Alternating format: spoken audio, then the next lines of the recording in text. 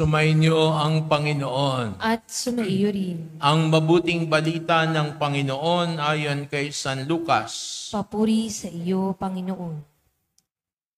Noong panahong iyon, nakatayo si Jesus sa baybayin ng lawa ng Genesaret.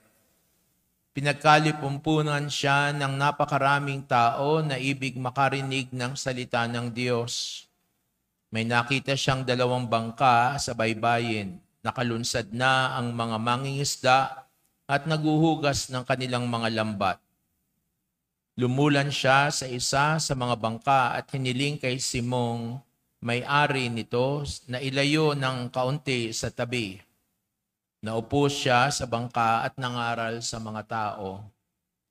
Pagkatapos niyang magsalita ay sinabi niya kay Simon, "Pumalaot kayo at ihulog ang mga lambat upang manghuli." Sumagot si Simon, "Guro, magdamag po kaming nagpagod at wala kaming nahuli. Ngunit dahil sa sinabi ninyo, ihuhulog ko ang mga lambat." Gayon nga ang ginawa nila at sa dami ng kanilang huli ay halos magkansira-sira ang kanilang mga lambat. Kaya't kinawayan nila ang kanilang mga kasamahang nasa ibang bangka upang patulong at lumapit naman ang mga ito. Napuno ang 2 bangka na halos lumubog. Nang makita iyon Simon, Pedro, siya'y nagpatira pa sa paanan ni Jesus at nagsabi, "Lumayo po kayo sa akin, Panginoon, sapagkat ako'y makasalanan." Nang gilalas siya at ang kanyang mga kasama dahil sa dami ng kanilang huli, gayon din sina Santiago at Juan, mga anak ni Zebedeo, na mga kasosyo ni Simon. At sinabi ni Jesus kay Simon, "Huwag kang matakot. Mula ngayon, mamamalakaya ka ng mga tao." Nang maitabi na nila ang kanilang mga bangka, iniwan nila ang lahat at sumunod kay Jesus.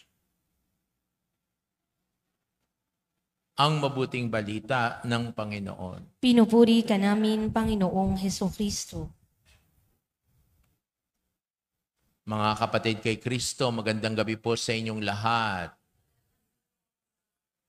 Sa maulang araw na ito at patuloy na pag-ulan sa mga susunod na araw, nawa ay pagpalaing kayo ng buong may kapal sa inyong pagsasyam, pagnonobena, para sa darating na kapistahan ng 2nd patron ng Soledad Parish. May isang bagay lamang akong gustong ibahagi sa inyo na naaayon sa Ebanghelyo. May nangyari kay Simon Pedro na hindi maitatatwa kung hindi matatanggap. Na habang napapalapit si Simon Pedro kay Jesus, mas nakikilala niya ang kanyang sarili. At nakilala nga niya ang kanyang sarili na siya isang makasalanan. Ngunit sinabi ni Jesus sa kanya, "Halika kayo at maging bahagi ka ng aking buhay." Yun ang gusto kong iuwi ninyo sa inyong bahay, sa inyong pamilya ngayong gabi. Na habang kayo'y mapapalapit at napapalapit sa Diyos, napapalapit sa Kanya sa buhay ng parokya, napapalapit sa Kanya dahil sa lingguhang kayong nagsisimba, o napapalapit sa Kanya dahil sa parokyang ito'y kayo nagiging madasalin at napapalapit sa Diyos, mas lalong nakikilala ninyo ang inyong sarili. Yun ay isa sa mga mahalagang bahagi ng buhay Kristiyano. The more you get close to Jesus, the more you get to know yourself. Sapagkat ang ipamumukha sa iyo ni Jesus ay walang iba kung hindi ang iyong pagkatao. Hindi tungkol sa iyong kasiraan at kasalanan, alam mo na yon. Sapagkat habang napapalapit ka sa Diyos, nakikita mo na napakaraming kakulangan sa iyong buhay. Pero katulad ni Simon Pedro, na sa kabila ng kanyang mga kasalanan, tinawag pa rin siya ni Jesus na maging bahagi ng kanyang buhay. At ito na nga, hindi lamang siya naging isang alagad ni Jesus, siya ay naging isang sa mga apostoles niya. Yon ang gusto kong baunin ninyo sa inyong bahay, sa inyong pamilya. Bakit ninyo binibigyan ng oras ang Diyos at ang kanyang simbahan? Mas maigi sapagkat hindi naman ito obligasyon na sumimba sa araw ng linggo. Pero naririto kayo. Naririto kayo at sumisimba, sumasamba, nagdiriwang ng misa. Ang dahilan ay sapagkat may nangyayari unti-unti sa inyong buhay. At ang nangyayaring unti-unti sa inyong buhay ay sapagkat merong mga bagay na nababago sa inyong buhay. Ngunit, isang babala lamang na kapag ikaw ay napapalapit na sa Diyos, mas mabibigat pang krus ang inyong bubuhatin. Hindi gagaan. Bibigat pa. Pero sinasabi nga, bumibigat man, ngunit ang nagpapagaan sa mga ito ay walang iba kung hindi si Jesus. Amen? Yon ang inyong baunin sa araw na ito ng pagsasyam.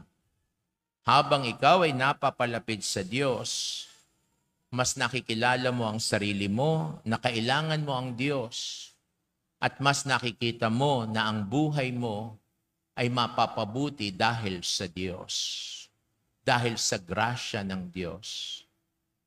Kaya ang inyong ipagdasal sa misang ito ay hindi lamang inyong mga sarili. Alam na ng Diyos ang pangangailangan ninyo. Alam na niya. Ang ipagdasal ninyo ang inyong mga kamag-anak at mga kaibigan na hindi na sumisimba. Mga kamag-anak at kaibigan na nalayo na ang loob sa simbahan. Mga kamag-anak at kaibigan na nagsasabi, simba ka na simba, wala naman nangyayari sa iyo. Ganun pa rin ang ugali mo. Pero hindi nila alam na utay-utay na binabago ni Jesus ang inyong buhay, na hindi na ikaw ang taong iyan kahapon, nung isang linggo, nung isang buwan, nung isang taon. Pag-aralan yung mabuti. Marami nang nabago sa buhay ninyo.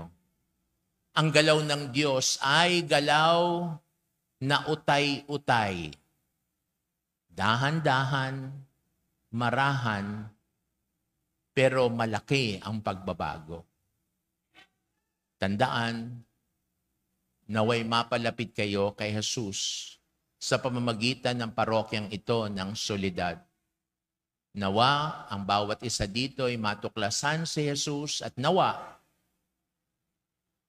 may pag-asa ang inyong mga kamag-anak, kaibigan na nalayo ang loob sa simbahan at sa Diyos na matuklasan din nila ang kabutihan ng Diyos. Amen.